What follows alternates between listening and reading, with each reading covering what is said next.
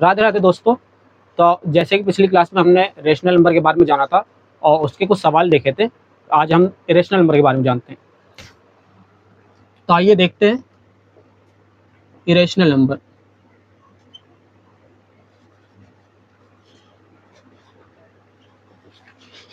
तो जैसे कि रेशनल नंबर की हमने डेफिनेशन जानी थी कि वो संख्या जो p बाई क्यू के फॉर्म में हो, क्यू नॉट जीरो हो और p और q इंटीजर्स हो, मतलब नंबर फॉर्म में हो। तो ये जो कंडीशन जो पूरी करते थे वो क्या थे? Rational number. तो इरेशनल नंबर की हम डेफिनेशन ले सकते हैं या फिर इसे जान सकते हैं कि वो नंबर जो रेशनल नहीं है वो सब इरेशनल होते हैं। तो इसके कुछ एग्जांपल है, जैसे √2, √3, √5, √7, पाई और e। ये संख्याएं इरेशनल नंबर होती हैं। तो आइए दोस्तों, पाई है, ये पाई के बारे में जैसे कि आप लोग जानते होंगे, पाई का क्या होता है? 22/7। तो ये तो p बाई क्यू के फॉर्म में है। तो आप लोगों को लग रहा होगा कि ये इरेशनल नंबर कैसे हुआ? ये तो एक रेशनल नंबर है, क्योंकि जो पहली कंडीशन है इरेशनल नंबर की, p बाई क्यू के फॉर्म में, ये तो उसे पूरी कर रहा है। तो ये जो इसकी वैल्यू होती है ना बच्चों, 9th क्लास में जब आप पढ़ोगे, पिछली क्लास में पढ़ा हुआ आपने 13वां चैप्टर, उसमें पहले ही लिखा हुआ है कि पाई की जो वैल्यू है ना 2.22/7, ये एज्यूम करी जाती है, इसकी ये एग्जैक्ट वैल्यू नहीं होती। ठीक है दोस्तों। तो पाई को जानने के लिए ना हम मैं दो कहानी सुनाता हूँ, ताकि आपको मालूम पड़े कि पाई आखिर होता क्या है। तो पहले के टाइम में क्या होता था?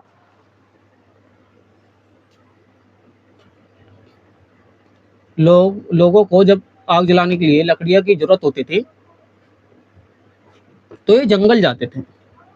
तो जंगल जो जाते थे, तो वो पहले तो अपने ऊपर, मतलब अपने कंधे पे या फिर कैसे भी उठा के लेके आते थे लकड़ी।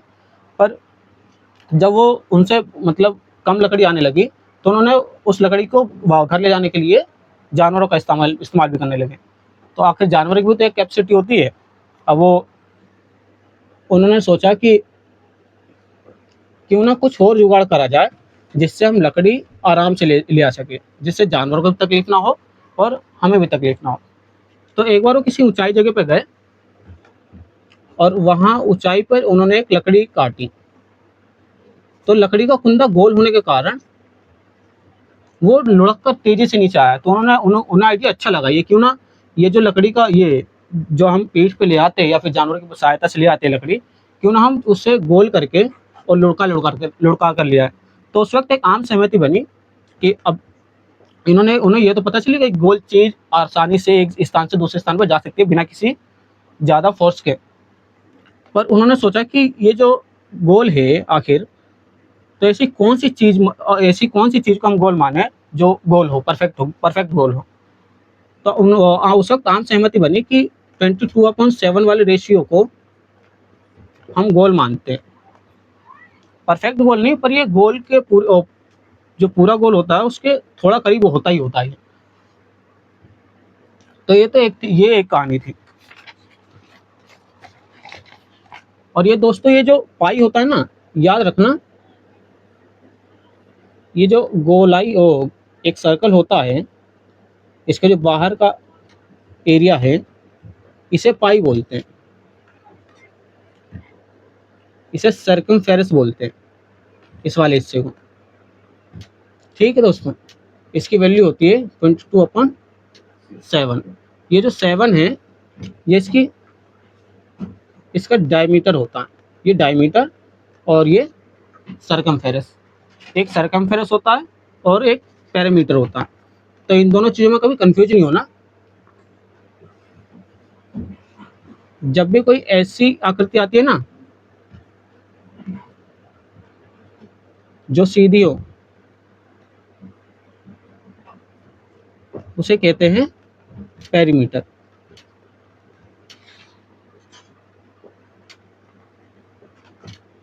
और जब भी ऐसी आकृति गोल होगी, तो उसे कहते हैं सर्कमफेरेंस।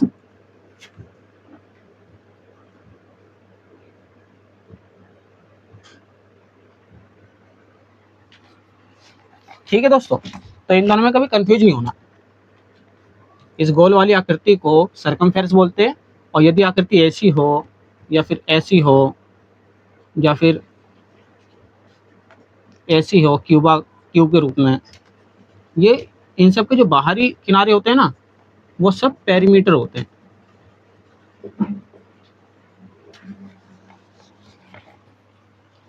अब जब लोगों ने डिसाइड करा कि 22/7 की जो वैल्यू है, अगर ये कोई गोल चीज़ पूरी करती है तो उसे हम गोल मानेंगे, पूर्ण गोल मानेंगे।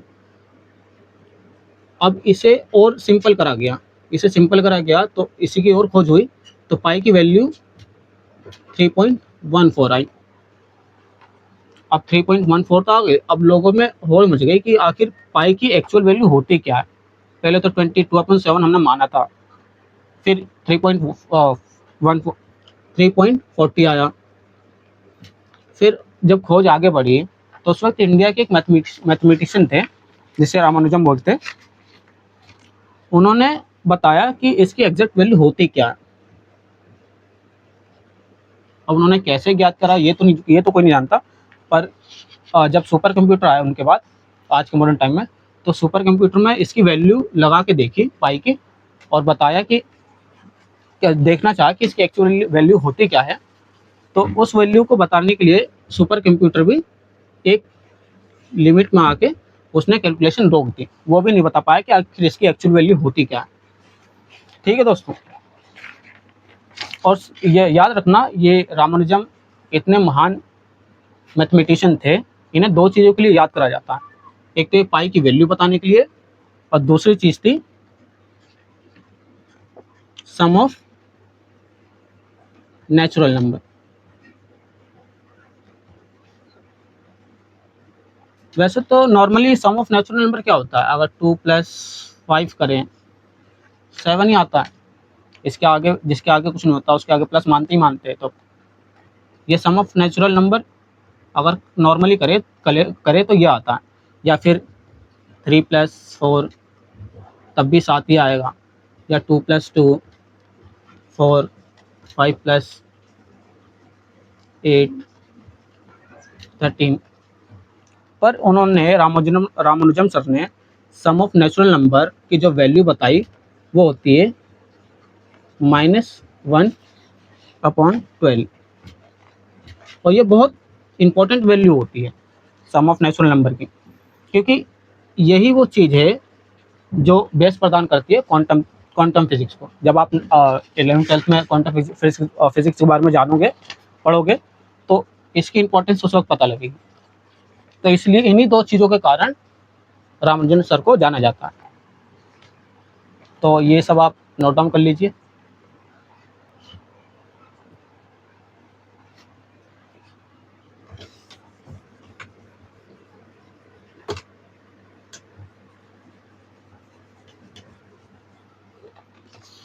अब दोस्तों मुझे एक चीज़ बताओ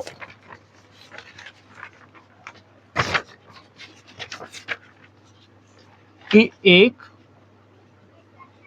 और 2 के बीच में कौन सी संख्या आएगी।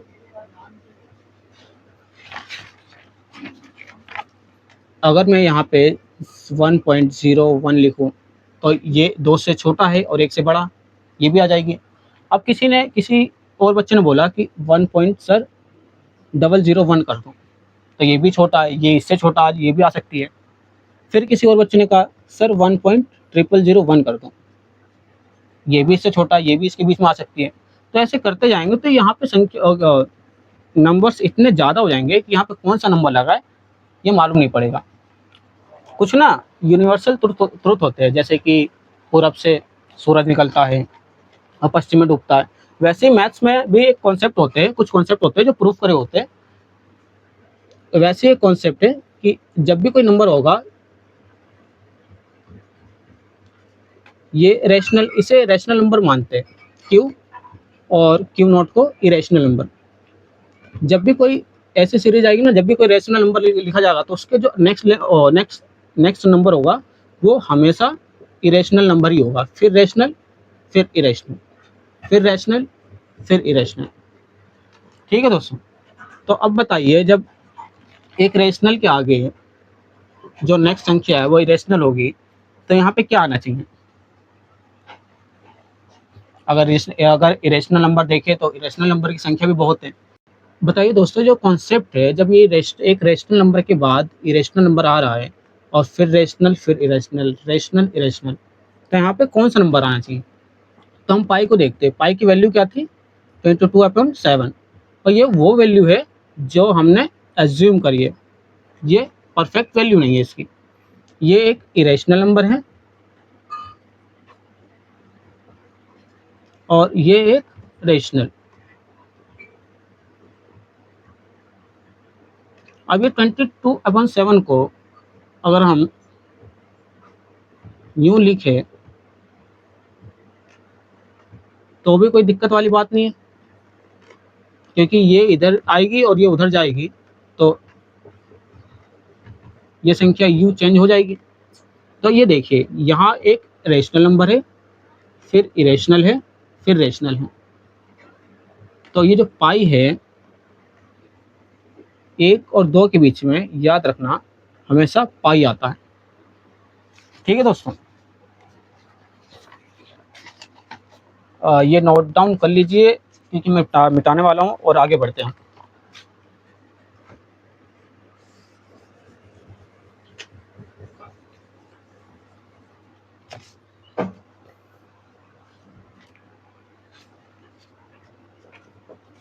पाई की वैल्यू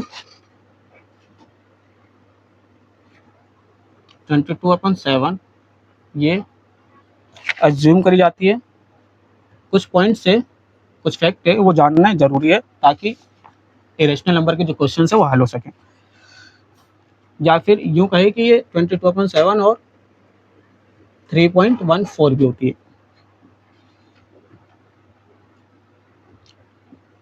ये जो पाई होता है एक ग्रीक अल्फ़ाबेट होता है।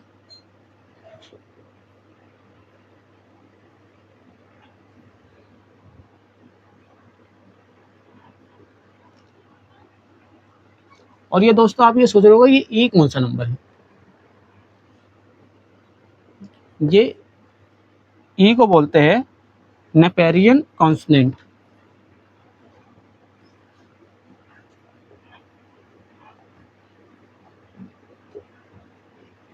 इस पे सवाल आएंगे नहीं, बट ये जान लीजिए कि ये ई नेपेरियन कांस्टेंट होता है। जब 11th-12th में जाओगे ना आप, तब इसकी वैल्यू जब इसकी वैल्यू का हम यूज़ करते हैं। इसकी वैल्यू होती है 2.71।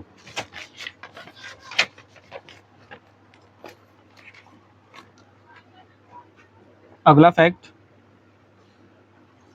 नॉन टर्मिनेटिंग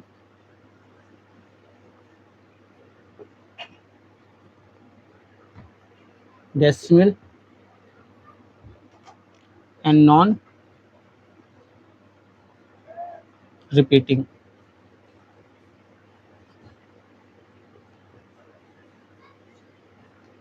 डेसिमल, ये इस प्रकार के नंबर भी इरेशनल नंबर ही होते हैं।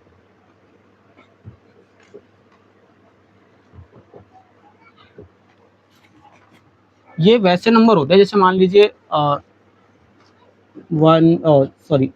0.1, 2, 3, 4, 5, 6, 7, ये संख्या बढ़ती जाए और रिपीट ना हो, और ये कभी एंड ना हो, तो ये भी इस प्रकार के नंबर भी इरेशनल नंबर ही होते हैं। इसका एक दूसरा एग्जांपल भी है। मान लीजिए कि 0.01, 001, ऐसी संख्या आती रहे ना, तो इसमें एक तो आ रहा है, पर इसके आगे के जो जीरो है वो चेंज हो रहे हैं, वो कम ज़्यादा हो रहे हैं। तो इस प्रकार का नंबर भी एक इरेशनल नंबर ही होता है। और अगला देखते हैं, नॉन टर्मिनेटिंग एंड रिपीटिंग। इसे कुछ लोग रिकरिंग भी बोलते हैं।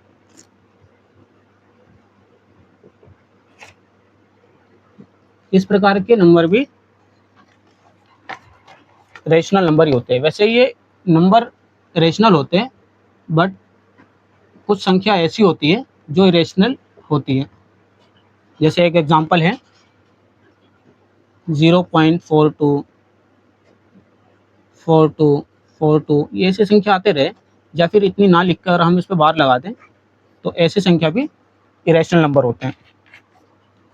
या फिर दूसरा एग्जांपल 0.6, इसके ऊपर बार लगाओ, ये वैसे संख्या होती है कि जो रिपीट नहीं होती है, बढ़ती जाती है।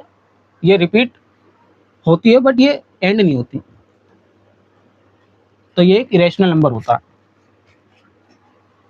ये फैक्ट लिख लीजिए, आगे काम आएंगे।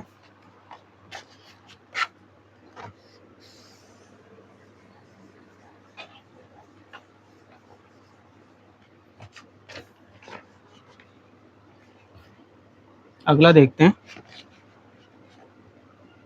एक रेशनल नंबर को अगर रेशनल नंबर से ही प्लस करा जाए तो कैसे संख्या आएगी। याद रखना दोस्तों, हमेशा एक रेशनल ही नंबर आएगा अगर रेशनल नंबर को रेशनल नंबर से ऐड करते हैं। यदि माइनस कर दें तो भी एक रेशनल ही नंबर आएगा, और यदि मल्टीप्लाई कर दें तब भी एक रेशनल नंबर। अगला देखते हैं, यदि एक रेशनल नंबर को एक इरेशनल नंबर से ऐड कर दे तो कैसा नंबर आएगा। इस कंडीशन में एक इरेशनल नंबर आएगा।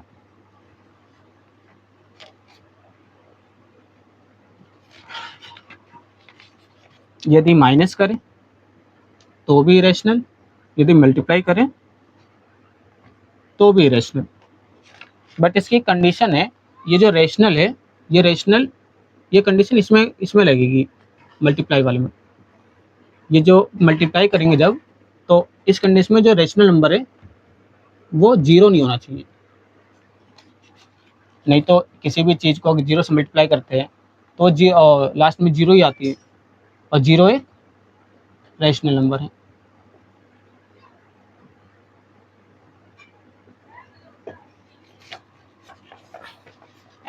अगला देखते हैं, यदि एक इरेशनल नंबर को एक इरेशनल नंबर से ऐड करें तो कैसी संख्या आएगी। ये आएगी इरेशनल। और यदि इरेशनल नंबर को एक इरेशनल नंबर से माइनस करें या मल्टीप्लाई करें तब किस प्रकार की संख्या आएगी। याद रखना दोस्तों, इस कंडीशन में वो रेशनल भी संख्या हो सकती है या फिर इरेशनल भी हो सकती है, दोनों ही संख्या आ सकती है।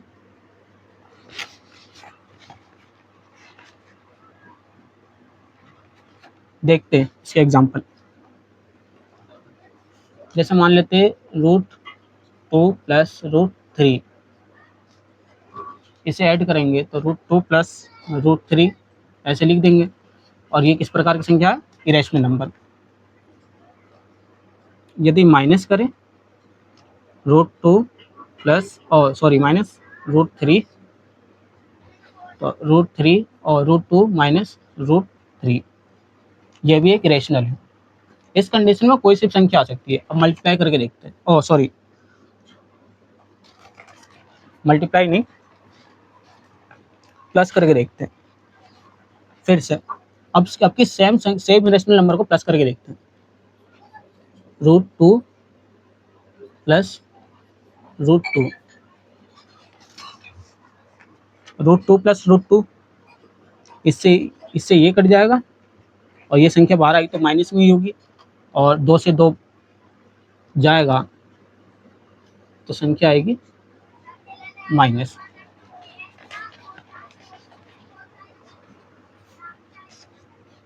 सॉरी, ये प्लस नहीं है, ये मल्टीप्लाई है। यदि कोई इरेशनल नंबर को जो सेम हो उसे मल्टीप्लाई करेंगे तो एक जीरो संख्या आएगी जो एक रेशनल नंबर होती है। मैंने पाई के बारे में आज 2 कहानियाँ बताई, और पाई की जो वैल्यू होती है, जो रामानुजन सर ने बताई थी, वो ये होती है 0.14 159, 265 और 359, ये वैल्यू बताई थी रामानुजन सर ने। तो आज की क्लास यही ख़त्म।